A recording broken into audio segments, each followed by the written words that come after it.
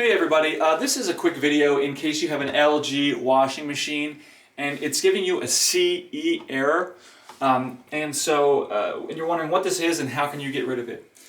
So first of all, the CE error is is an electrical current error where there is an overcurrent, like an excess of current going into the machine. And to protect itself, it doesn't let itself run and it just gives you this error.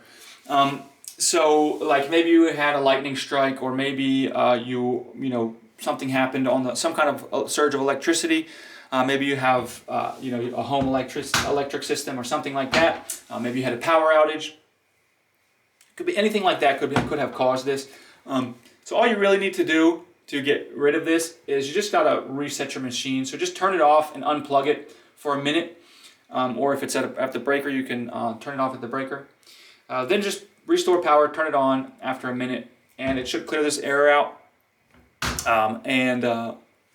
That should get rid of the error. If it doesn't, at that point, you're going to have to call for service, because it might be something with a sensor or something electronic on the inside of the machine that really needs to be dealt with by a professional. But anyways, hopefully just resetting it will clear out this electrical surge error and get you running again. So anyways, hope this video helped. Thanks a lot for watching. Have a great day.